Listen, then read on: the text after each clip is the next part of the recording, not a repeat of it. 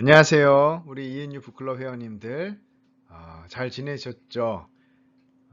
이제 오늘은 네 번째 강의를 할 시간입니다. 좀 폼이 바뀌었죠? 네, 우리가 이번에는 내용도 짧고 또 다들 개강하면서 여러모로 다 바쁘기도 해서 이렇게 PPT로 간략하게 오늘은 진행해 보려고 합니다. 어떻게 앞에 인트로 영상은 잘 보셨나요? 샘플로 우선 만들어 봤어요. 마블 영상을 좀 따라해서 인트로를 한번 만들어 봤는데 조금 많이 어설프지만 저희 계속 여러 가지 시도를 하고 있고 또 컨텐츠도 어떻게 하면 쉽고 재미있게 잘 전달할지 고민하고 있습니다. 그래서 여러분들 시간 되시는 대로 잘 따라와 주시고 댓글로도 응원하고 있다고 잘 보고 있다고 해주시면 저희가 더 힘이 나서 할 것 같습니다. 아무튼 오늘도 네 번째 시간 시작해 보도록 하겠습니다. 오늘은 PPT 보면서 저랑 이렇게 하시면 될 것 같아요. 여섯 번째 오늘 살펴볼 거는 성결교회에 대한 거예요. 네. 이게 좋은 게 이렇게 밑줄도 칠 수가 있어요. 빨간색으로 해야겠다. 잠깐만요. 노란색으로. 네. 자, 우리나라 이 성결교회는 성결교회 많이 들어보셨죠? 근데 어떤 교회일까 한번 살펴보도록 할게요. 19세기 성결운동의 영향을 받아서 형성된 자생교단이다. 우리나라 성결교회는 19세기에 성결운동이라는 게 있었어요. 그 운동의 영향을 받아서 새롭게 생긴 교단인데 이 성결운동이 뭐냐? 교회가 잃어버린 거룩함을 이 웨슬리의 성화론에 근거하여 회복하고자 하는 운동인 거예요. 성화는 다 알고 계시죠? 칭의와 성화 할 때 그 성화입니다. 칭의는 의롭게 된다는 거고 성화는 그 의롭게 되어진 부분을 제가 수요예배 설교 때도 말했는데 이미 신분으로서는 의롭게 되었지만 저희 실력으로서 조금 더 이제 신학적으로 저희 강의를 듣는 분들은 신학적인 얘기도 조금 알아들을 수 있게 이 성장을 해야 되기 때문에요. 죄의 책임이 있어요. 죄의 책임은 칭의로 의롭게 되는 걸로 완전히 해결됐는데 죄의 오염에 대한 문제는 그걸로 해결되지 않고 계속해서 씻겨 나가는 문제입니다. 이게 사실 이 웨슬리의 성화론에서 조금 있다가 저희 교단과 다른 점이 나와요. 그래서 저희는 끝까지 계속해서 이 성화의 과정을 밟아가는 거예요. 근데 그렇다 하더라도 저희가 완전하게 성화되지는 못한다는 게 저희의 교단의 교리예요. 그럼에도 불구하고 계속해서 가야 된다는 거죠. 근데 어쨌든 간에 성결운동은 교회가 잃어버린 거룩함을 이 웨슬리의 성화론에 근거해서 회복하고자 하는 운동입니다.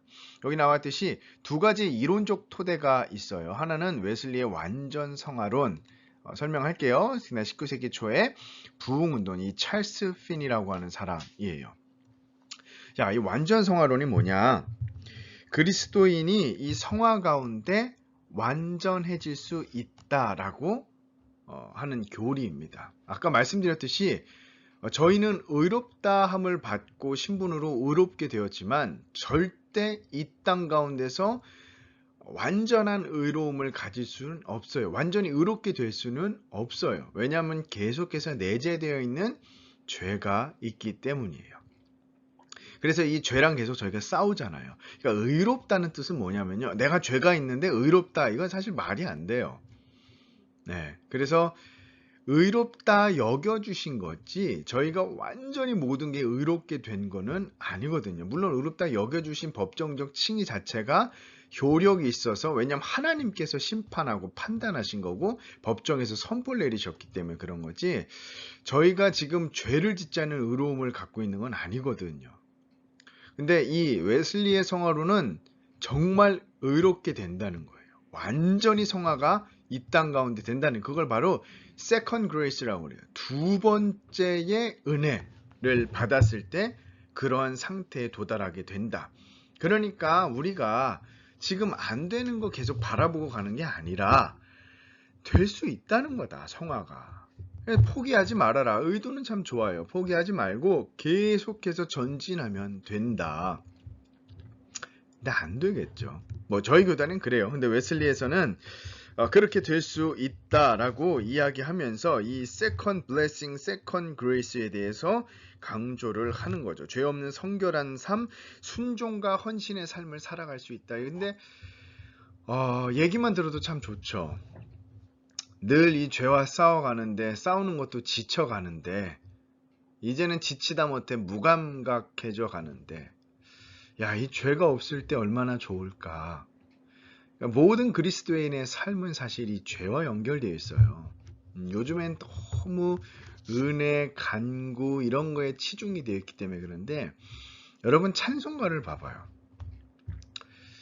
뭐 나 같은 죄인 살리신 뭐부터 시작해서 제가 좋아하는 438장 내 영혼이 은총이 버중한 죄짐 벗고 보니 슬픔 많은 이 세상도 천국으로 와도다.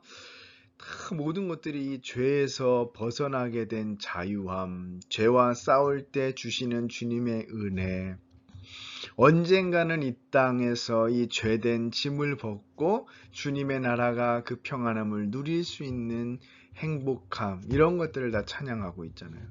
그렇기 때문에 제일 중요한 게 이 죄와의 싸움, 죄에서 벗어남, 이 성화에 완전하게 되는 거는 영화죠.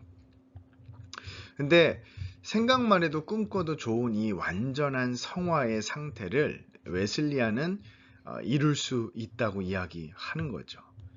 단순한 불가능하다고 저희는 보지만 이 땅 가운데서는 주님 이 몸을 다 벗어 던지고 주님의 나라에 갔을 때 그 영화된 상태에서는 가능하다고 보지만 이 웨슬리안들은 하나의 촉매제로서 사용한 거죠. 그렇죠? 이게 이 근본 자체는 이 생각 자체는 나쁘진 않은 거예요. 이 생각 자체는 틀리진 않은 거죠. 언젠가는 우리가 완전하게 될 거다. 근데 지금 포기하지 말아라. 계속해서 넘어져 있지 말아라. 우리는 그렇게 될 수 있는 사람들이다. 꿈을 품자라고 하는 것. 그거는 참 좋은 의도입니다. 그래서 어쨌든 이 웨슬리의 완전 성화론에 기초해서 이 성결 운동이 일어났고요. 이 성결 운동을 토대로 또 다음 시간에, 그러니까 바로 이후에 다룰 오순절 같은 그러한 운동들이 계속해서 펼쳐지게 돼요. 저번 시간에 살펴본 이 경건주의 운동이라는 거죠. 독일에서부터 시작됐지만 영국, 그리고 넘어가서 미국. 이 경건주의가 뭐냐면 그때 말씀드렸듯이 뭔가 하늘에 있는 이 우리로는 도달할 수 없는 교리적인 것, 굉장히 복잡하고 어려운 그 하늘에 있는 진리들을 땅으로 다 떨어뜨려 가지고 나 개인이 누릴 수 있는 은혜와 감격으로 바꾸는 거예요. 그게 사실 지금도 고스란히 지금도 남아있다고 했죠. 저희가 하는 모든 것들이 사실 그 형태의 일환이에요. 그렇기 때문에 이 부분도 너무 은혜가 되고 역사적으로 기독교 역사상에서 정말 큰 공헌을 한 부분인데 이 부분들이 조금씩 확장되고 강화되어 가는 거예요. 그 중에 이제 한 일부가 바로 성결 운동이고 성결 운동에서 더 크게 확장된 것이 바로 오순절 운동이라 할 수 있습니다. 근데 이제 18세기에 가장 큰 부흥 운동을 일으켰던 게 미국의 조나단 에드워즈라면 19세기 초 부흥 운동의 핵심적인 역할을 한 사람은 바로 이 찰스 피니라는 사람이에요. 찰스 피니는 조금 이따 다시 한번 설명을 좀 드리도록 할게요. 자, 성결운동에 말씀드렸죠. 이 세컨드 그레이스라는 거. 하나님께서 두 번째 은혜의 사역을 수행하심으로써 신자들이 죄 없는 성결한 삶, 순종하신의 삶을 살게 된다는 것이다. 이 두 번째 축복은 회심 후에 성령 세례로 발생한다라고 되어 있죠. 자, 회심 후에 성령 세례로. 이 부분은 이제 사실 조금씩 저희가 공부를 해가면서 배울 건데요. 여기서는 간략하게 짚고 넘어갈게요. 회심을 성령 세례로 보는 그 해석들이 있어요. 곧 제가 회심했을 때 사도행전에 나오는 너희는 성령의 세례를 받아라. 사도 요한의 세례만이 아니라 성령의 세례를 받아야 한다라고 할 때 무엇인가 성령 세례를 다른 것, 이후에 받는 것, 회심과는 전혀 다른 별개의 것으로 생각하는 게 아니라 어떤 해석들은 이 회심과 성령 세례를 같이 생각하는 그 해석이 있는 반면에 지금 보시는 바와 같이 회심 따로 이후에 성령 세례 따로 이렇게 들어가는 게 있어요. 이 성령 세례는 나중에 오순절에 가면은 뭐 third grace라고까지 가요. 무슨 말이냐면 이 성령 세례가 뭔가 내적인 회심 이후에 뭐 깨끗하게 되는, 여기에서는 뭔가 죄 없는 성결한 삶이라면 오순절까지 가면은 뭐 방언, 은사, 뭐 신유 이러한 걸로 펼쳐지는 것을 얘기합니다. 그래서 회심과 성령 세례를 같은 걸로 보느냐 아니면 다른 이후에 기독교인들에게 주어지는, 그리스도인들에게 주어지는 또 다른 은사와 역할로 보느냐, 이 차이가 있다는 겁니다. 성결 운동은 이제 나눠지게 돼요. 두 개의 그룹을 성장하게 되는데, 중생, 다시 태어나는 거죠. 요한복음 3장에서 예수님 얘기하신, 그리고 성결, 거룩함을 강조하는 이 웨슬리안 전통을 따르는 이 주류의 이 성결 교회파가 있는 반면에 이 신유 나왔죠. 신유와 재림을 강조한 급진적인 이 성결 그룹이 있어요. 어느 시대나 사실 이 급진적인 파들이 있었어요. 그러니까 이 급진적인 파들이 다 안 좋은 건 아니에요. 초대교회에서도 몬타누스파라는 사람들이 있었어요. 이 사람들은 초대교회는 박해가 심했고 순수한 열정이 있었던 사람들인데도 불구하고 약 100년이 지나자 그래요. 사람들은 다 조금씩 약해지기 시작을 했어요. 타협하기 시작을 했어요. 자기의 삶 가운데 조금 더 헌신하고 하나님을 향해 뛰어가는 삶이 아니라 타협하고 내려놓고 편해지는 삶을 다 택하는 거예요. 근데 이건 저희만 그런 게 아니라 기독교 역사상 늘 그래 왔어요. 하나님께서 그때마다 저희에게 역사적으로는 고난을 주시고 박해를 주셔서 흩으시고, 그래서 순수한 열정과 믿음을 강하게 계속 갖게 하시고, 뭐 저희 개인적으로도 그렇잖아요. 좀 편안해질 쯤 되면은 일들이 생겨서 주님 저 좀 도와주세요 하고 간절히 붙들다 보면 다시 마음에 불같은 마음들이 생기는 것. 하나님께서 우리를 다루시는 방법인데, 몬타누스파도 동일한 형태에서 나온 거예요. 늘 그랬어요. 거의 대부분 역사 가운데는 이런 급진적인 파들은 끝내는 부정적인 영향을 미치기는 하지만 초반에는 늘 사람들을 깨웠어요. 몬타누스파도 재림에 대해서 이렇게 타협해서는 안 된다. 그래서 여자 2명의 이 예언하는 사람들을 가지고 이 몬타누스가 깨어 기도해라. 주님께서 곧 오신다. 그렇게 살면 안 된다고 막 회개해라 선포했던, 마치 세례 요한과 같은 사람이었어요. 근데 너무 급진적인 재림에 대한 해석 때문에 오해를 사기도 했죠. 이제 고린도 전후서에도 나오는데 사람들이 일을 안 해요. 왜 일을 안 하냐? 이제 곧 재림이다. 그러니까 먹고 마시면서 좀 기다리자. 근데 뭐 돈은 있어야 될 거 아니에요. 살만한 방법은 있어야 돼. 그래서 좀 잘 사는 그 그리스도인 귀족들의 집에서 얹혀서 먹고 사니까 사도 바울이 화가 나서 일하지 않는 자는 먹지도 말라 하면서 잘못된 그 재림에 대한 부분을 그렇게 너희들이 적용하지 말아라 삶에 라고 이렇게 경고한 내용이 있죠. 그래서 저희 가운데 너무 초현실적인 삶을 살게, 비현실적인 삶을 살게 하는 게 급진적인 사람들이었어요. 하지만 그 마음 자체는 저희가 이해해야 된다는 거예요. 이외에도 여러 가지가 나와요. 종교개혁 시대에도 마틴 루터에서 종교개혁이 일으키고 막 개혁이 일어나는데, 개혁도 막 일어나다 갑자기 또 쑥 식어져요. 그러니까 이제 더 개혁해야 된다 하는 이 부류파들이 뭐였냐면 제세례파예요. 세례를 어떻게 받았다고 또 안 받을 수가 있냐. 이건 어거스틴이 얘기한 부분이거든요. 그게 아니라 세례는, 유아 세례 같은 경우에도 아이들이 무슨 신앙 고백이냐. 다시 받아라. 제세례파예요. 그래서 아나베피스트라고 하는데 다시 받아라. 우리가 신앙적인 고백이 가능할 때 다시 받아야 한다. 맞는 말 같죠. 그 사람들 역시 굉장히 뜨거운 신앙으로 살았던 사람들이고, 예수님 시대에도 에세네파라고 해서 저 멀리 광야에서 따로 살면서 성경과 이런 그 묵상과 이런 것들을 읽으면서 기록을 남긴 그 파들이 있었어요. 그러니까 어느 시대마다 급진적인 생각을 가지고 이것들을 돌파하려는 그 부류들이 있었다는 거예요. 이것도 비슷한 거예요. 신유와 재림을 강조했다는 것은 다른 뜻이 아니라 똑같이 중생이나 성결 또한 강조하지만 그거보다 신유와 재림이 있어야 한다. 그래서 우리가 더 주님께 가고 주님이 주신 이 사역을 성령 가운데 펼쳐나가야 된다는 성령 운동이 다시 한번 강화가 된 거죠. 네, 그 부분에 대한 얘기는 자세히 나누지 않고요. 여기까지만 나누도록 하겠습니다. 자, 19세기 부흥사 찰스 핀이라는 사람이에요. 1821년 회심했고 1824년 장로교회 설교자가 됩니다. 근데 장로교 같이 사역을 하진 않아요. 18세기에 조나단 에드워즈는 조용하게 많이 묵상하고 굉장히 똑똑한 사람이었어요. 그래서 이 설교를 그 시골 같은 데서 미국, 갑자기 지명이 지금 생각은 안 나는데 그곳에서 말씀을 전하면서 회개 운동이 일어나고 부흥 운동이 일어나고 그때 사실 저희도 지금 막 갑자기 부흥이 일어나면서 막 입에 거품을 물고 쓰러지고 막 이러면은 놀랄 거 아니에요. 이게 잘못된 게 아닐까. 근데 그거를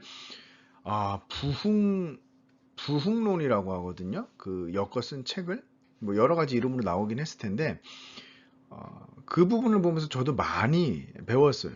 그러니까 뭔가 딱딱하고 이성적인 신앙으로 평가하고 이런 생각이 저도 많았었는데 야, 이런 조나단 에드워즈 같은 사람들이 부흥이 일어날 때 많아요. 뭐 춤추는 사람, 뭐 황홀경에 빠지는 사람, 침 흘리는 사람, 눈물 흘리는 사람, 막 콧물 흘리는 사람, 막 기절하는 사람, 눈 뒤집어지는 사람, 뭐 여러 가지 있었다고 그래요. 그걸 어떻게 받아들일 거냐에 대한 부분이 굉장히 상세하게 잘 나와 있어요. 그냥 신앙만 한 사람이 아니라 뭐 4세, 5세 때는 헬라어 히브리어도 다 했고 몇 세 때인가는 곤충에 대한 학위도 받아요. 되게 어릴 때 10세 이전일 거예요. 10살 이전에. 굉장히 똑똑한 사람이었는데 그래서 이런 인문학적인 부분도 굉장히 탁월했기 때문에 그걸 잘 분석해 놓은 책이에요.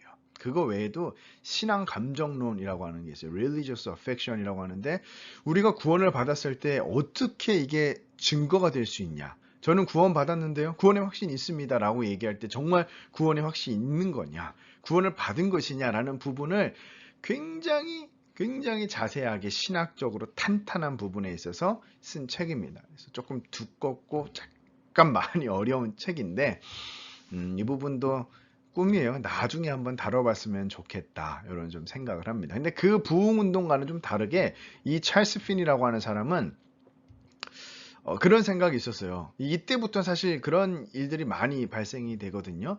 무엇인가 인간적으로 조금 더 부흥이라고 하는 거는 우리가 가만히 있다 하나님께서 갑자기 성령을 부어주셔서 우리가 변화되고 사람들이 변화되고 사회가 변화되고 지역이 변화되는 이런 것들을 경험하는 건데 그래서 교회 성장하고는 또 다른 거예요. 사람이 몰리는 거를 부흥이라고 얘기하지만 엄밀하게는 부흥보다는 성장이라고 얘기를 해요.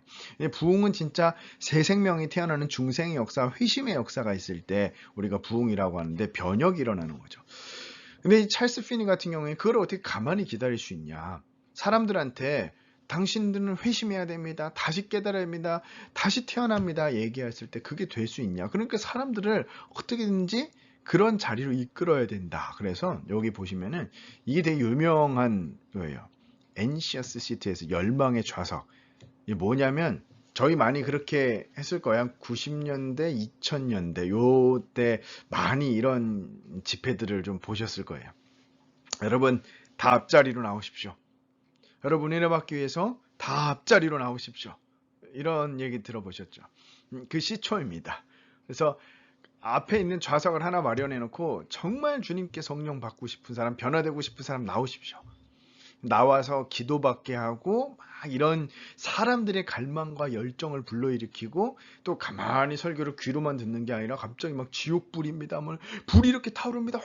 뭐 이러면서 뭐 연기도 하고 그래서 사람들이 뭔가 좀 더 깨닫고 적극적으로 예배라는 공간에 참여할 수 있게 조금 더 뛰어들 수 있게 만든 사람이 찰스 핀이에요. 그래서 뭐 부정적인 면도 있다고는 해요. 왜냐면은 이 부흥이라는 거를 사람의 온전히 하나님의 역사로 보는데 이제 마틴 로이드 존스 목사님도 부흥이라는 책에서도 이거는 100% 하나님께서 강하게 역사하시는 작용인데 뭔가 이게 우리가 만들어내는 듯한 그래서 찬양도 빵빵하게 틀고 귀 시끄러울 정도로 막 들릴 때 뭔가 감정적인 이 요동이 치면서 눈물이 나오고 황홀경에 빠지면서 내가 은혜 받았나라고 하는 그러한 요소들과 작용들 그것들을 해서 이후에는 어느 정도에는 좀 부정적인 영향이 있었지만 그래도 이 부분은 사실 전 세계적으로 지금 다 그렇게 하고 있는 이 방법들을 사용해서 은혜를 끼치고 있고 또 은혜의 도구로 사용하고 있는 부분이어서 다 잘못됐다고 할 수는 없을 것 같습니다. 예, 제 생각이었습니다.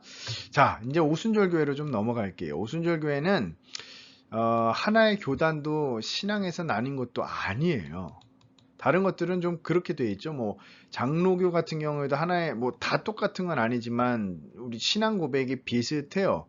우리나라도 어떻게 되어 있죠? 지금 웨스트민스터 신앙 고백서가 1670년인가 그 정도쯤에 기록되고 작성된 건데 저희가 지금 그걸 그대로 물론 그대로 사용하고 있지 않지만 그거를 기초로 고백하고 있어요.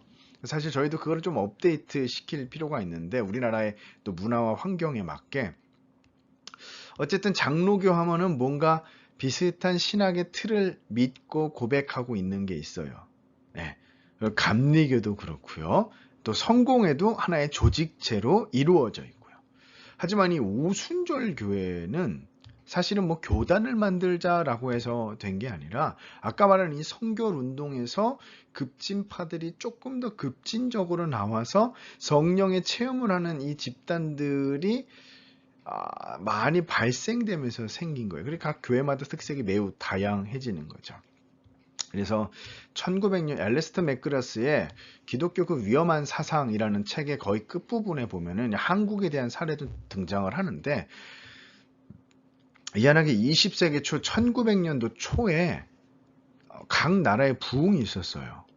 이거는 이번에 알고 뭐 의도하셨는지 모르겠는데 최병남 목사님도 그 특세 때 오셔서 얘기했고 박주영 목사님도 한번 얘기하셨어요. 기억나실지 모르겠지만 영국 웨일즈에서도 1900년도 초에 부흥이 일어났고요. 한국도 유명한 평양 대부흥운동도 1907년이고요. 그다음 미국의 아주사 거리에 있는 이 오순절도 아주사 거리하고 연관이 많거든요. 아주사 거리에서 부흥운동이 일어나고 아프리카에서도 일어나요. 그래서 누가 부흥운동을 일으키자라고 한 게 아닌데 희한하게 1900년 초에 그렇게 각 지역에서 부흥운동이 좀 많이 일어났어요. 그래서 이 오순절 그때 이제 이 오순절에 대한 부분 특히 미국에서 많이 했는데 이 성령 세례에 대한 공통의 이해는 있어요. 오순절 교회가 특징이 다 달라도 성령 세례, 그러니까 여기 나온 것처럼 성령 운동과 비슷하지만 성결 운동은 성령 세례가 내적인 성결을 가져온다고 강조한 반면에 이 오순절 운동은 성령 세례의 1차적 증거가 뭐라고 나와 있죠? 지금 방언이다. 이 방언이다라고 주장을 합니다. 그래서 은사 쪽으로 훅 넘어가요.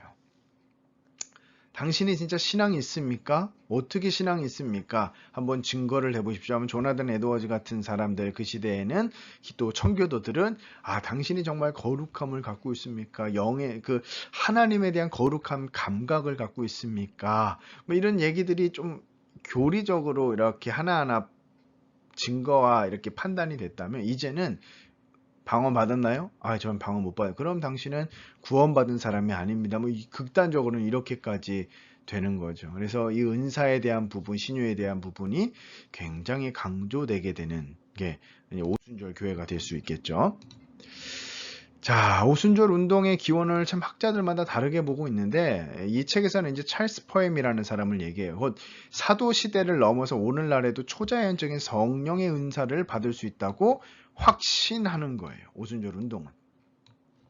오순절 운동은 미국에서 급속도로 전파, 교단을 목적으로 하지 않았기에 다양한 교파와 교단으로 분리.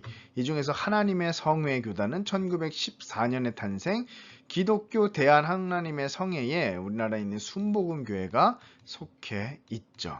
네. 그래서 이런 데 가면 뜨거워요. 굉장히 뜨겁잖아요. 기도도 뜨겁고 역사도 일어나고. 예, 이전에 오카노 목사님이 한번 그렇게 얘기하셨다고 해요. 장로교회가 참 건강한 신학과 믿음과 이런 체계를 갖고 있지만 뭔가 약한 이유가 오순절에 있는 이 성령의 이 체험, 성령의 감동, 성령을 그만큼 구하지 않기 때문이다. 뭐 이런 비슷한 말을 하셨다고 저도 들었거든요.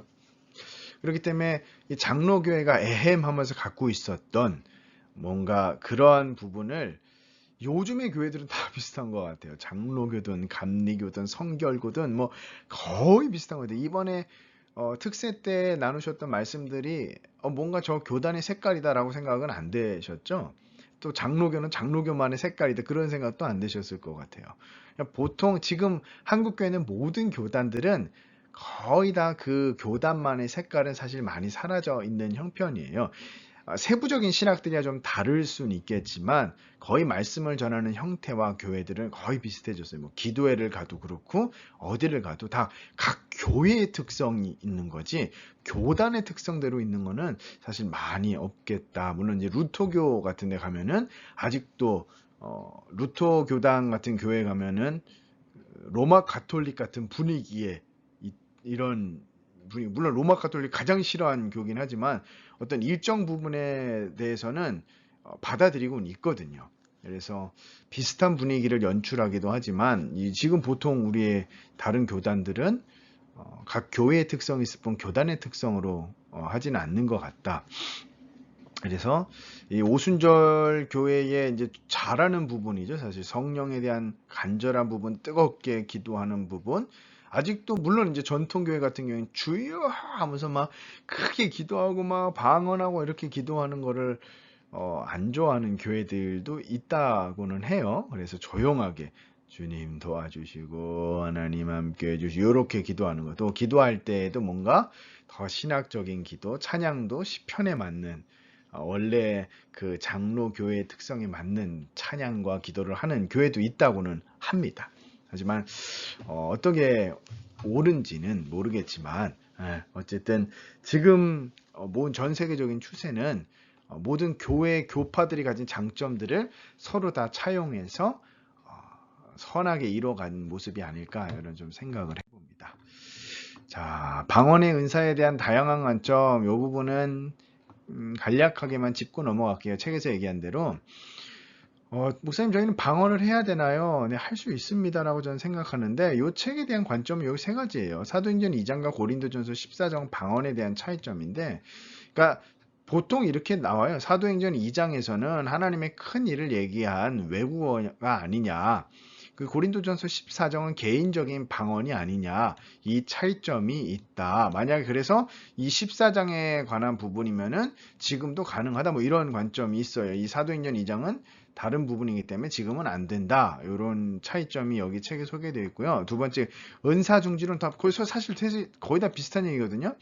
은사 중지론 같은 경우에도 이 부분은 사실 이제 계시에 대한 부분과 요 두 개 다 관련이 있어요. 이 계시는 하나님의 이 뜻과 계획을 말하는 걸 계시라고 해요. 예, 그래서 이 모든 것들이 저희는 성경 가운데 다 계시되었다. 완성된 종결된 계시라고 얘기해요. 그럼 뭐냐? 그러면 하나님께서 지금 저에게 음성을 들려주시진 않나요? 물론 육신적인 음성처럼 들려주시지는 않죠. 근데 마음을 주시고 뜻을 주시고 알게 하시잖아요. 그러니까 이 말은 계시라는 거는 뭐 저희 개인적인 삶과 삶의 인도를 뜻하는 게 아니라 예수님이 뭐 언제 오신다, 하나님은 누구시다라는 그런 중요한 계시들이 있죠. 그러니까 뭐 갑자기 어떤 분이 얘기하는 그래서 보통 다 그 2단으로 가려면은 저도 2단으로 금방 갈 수 있습니다. 주님 내일 오십니다. 여러분의 마음 가운데 오십니다. 이러면 2단이 되지 않겠지만 주님 내일 아니면 뭐 한 달 뒤 뭐 2021년 4월 뭐 30일 뭐 12시 17분에 이 땅 가운데 재림하십니다. 라고 하는 순간 여러분 그거 탁 캡처해가지고 보내면 2단이 되는 거예요. 그렇기 때문에 이 부분이 왜 계시로 들어가냐면은 당연히 성경 가운데 뭐라고 얘기했어요? 성경 가운데 올 때는 아버지만 알고 예수님도 모른다고 했어요. 예수님 몰라서 모른 게 아니라 그 역할 가운데 모르는 역할이었기 때문에 모른다고 얘기하신 거죠. 그러니까 예수님도 그 역할 가운데 아버지만 아신다고 한 걸 저희가 아는 거예요. 그거 알려면 어떻게 해야 돼요? 이 성경에는 계시를 뛰어넘는 계시가 있어야 돼요. 상승 계시라고. 영민아, 유목사, 예수님이 이때 오실 거야. 아, 그럼 성경에 이렇게 기록되어 있는데 그걸 뛰어넘는 계신가요? 그래, 내가 너를 통해 역사한다. 이게 가능할 때는 되는 거예요. 근데 저희는 절대 그렇게 보지 않아요. 성경으로 모든 것들이 종결됐어요. 계시가 완성되었어요. 이 성경 가운데 모든 진리의 계시들이 다 담겨 있다는 거예요. 근데 은사 중지로는 그런 의미에서 방언은 없다. 방언은 하나님의 계시를 얘기한 그 상황과 특수한 부분이었기 때문에 그거는 더 이상 일어나지 않는다라는 거고요. 이 은사 지속론은 뭔 소리냐? 그건 계시하고 큰 상관이 없다. 사실 이 3번하고도 거의 비슷해요. 이 계시적인 부분이 아니라 은사적인 부분이다. 그러니까 지금도 그 은사는 하나님께서 성령을 통해 주시기 때문에 가능하다라고 이야기를 하는 겁니다. 그래서 교단마다 또 목사님들마다 이런 생각들이 좀 다르세요. 그래서 이 부분은 제가 결론을 내릴 수는 없을 것 같습니다. 이렇게 책에서 소개하고 있다는 점 하고 넘어가겠습니다. 이제 구세군입니다. 여러분 많이 들어보셨죠? 크리스마스 때 딸랑딸랑 하면서 돕는 거. 1829년 영국에서 태어난 윌리엄 부스. 그때 저번에 강의할 때 이 윌리엄 부스 역시 태어난 시기는 좀 다르지만 존 웨슬리가 만든 이 감리교의 영향을 받았던 사람이에요. 감리교가 어떤 역할들을 했다고 얘기했죠? 가난한 사람들을 많이 돕고 교육을 많이 했다고 얘기했죠. 독일의 경건주의 영향을 받아가지고 그대로 모라비안 교도들을 그대로 보면서 진젠도르프 백작을 만나 그 영향을 많이 받아. 그 진젠도르프는 또 그 위에 슈페너와 또 요한 하르튼과 같은 그 위대한 사람들의 영향을 받아서 그것들을 감리교에 녹여서 한 게 바로 구제나 교육이나 이런 부분들이었어요. 근데 그런 구제에 대한 부분을 또 배워서 따로 떨어져 온 게 바로 이 윌리엄 부스라고 하는 구세군이에요. 영국은 당시 산업혁명일 때 굉장히 빈부격차가 컸잖아요. 지금은 이제 계속 그 역사 가운데 경제 자본주의도 여러 가지 시도를 했잖아요. 여러 가지 시도를 하면서 사회 복지에 대한 개념도 넣고 서로 이 빈부격차가 커지지 않게 노력하고 절충하는 방향으로 조금 성장해 왔기 때문에 지금은 좀 그나마 괜찮아요. 사회 제도를 많이 마련해 놨기 때문에. 근데 처음 이 자본주의가 태어났을 때는 산업혁명 때 버는 사람만 계속 벌고 못 버는 사람은 계속 주는 이 빈부격차가 너무 심한 거예요. 16시간, 17시간 우리나라도 처음에 이 산업혁명이라는 것들이 일어났을 때 이러한 빈부격차가 굉장히 심했었죠. 물론 지금도 많이 심하지만. 그래서 교회가 가난한 이들을 반기지 않고 이런 상황들이 또 그 윌리엄 부스에게 보이자 목사를 사임하고 이제 복음을 전파하기 시작을 합니다. 그때 이제 1865년 동부 런던에서 기독교 선교회를 만들어서 이제 본인이 원하는 이 구제 이 사역들을 하기 시작해요. 근데 그때만 해도 이거는 이제 선교단체, 파라철치의 개념이었는데 기존의 교회가 이것들을 받아들이지 않자 1878년 이 명칭을 이제서야 구세군으로 변경하고 본격적인 교회의 형태로 발전하게 됩니다. 네, 이 구세군은 영어로 뭐라고 나와 있냐면 잠시만요. The Salvation Army. 그러니까 정말 구원의 군대 뭐 이런 뜻이에요. 구세군 말 그대로. 그래서 구원에 대한 이 부분에서 여러 가지가 있죠. 복음을 전파하는 부분도 있고 뭣도 있고 다 여러 가지가 있는데 그 부분에서 제일 중요한 걸 구제로 설정을 좀 세팅을 딱 한 거죠. 그래서 구제에 대한 부분을 아주 강조하는 단체이죠. 그래서 1908년부터는 우리나라에서도 이 구세군 사역을 감당했다는 거죠. 네, 봅시다. 조금 더 할 내용들이 있는지. 네, 오늘은 간단하게 새 교파에 대해서 이렇게 좀 설명을 좀 하고 마치도록 하겠습니다. 끝이네요. 네. 네, 이제 개강했습니다, 여러분. 다락방도 우리 순장님들 네, 오셔야 되고, 다락방 이번 주 금요일 날, 지금 이 촬영하고 있는 날짜는 네, 목요일입니다. 그래서 금요일 날 이제 또 하셔야 되는데, 다락방 모임도 잘 하시고, 또 여러 맡은 사역들, 감당해야 될 것들, 또 이제 자녀들도 학교에 가게 됐죠. 그래서 자녀들도 학교에 갈 때 건강하게 아무 일 없이 지켜달라고 기도하시고, 저희 한 학기 힘차게 보내면서 저희 ENU도 틈날 때마다 연구하고 공부해서 영상을 찍고 편집해서 올려놓도록 할 테니까요. 여러분들 많은 응원, 또 댓글, 질문 부탁드리도록 하겠습니다. 오늘 강의는 여기서 마치도록 하겠습니다. 감사합니다.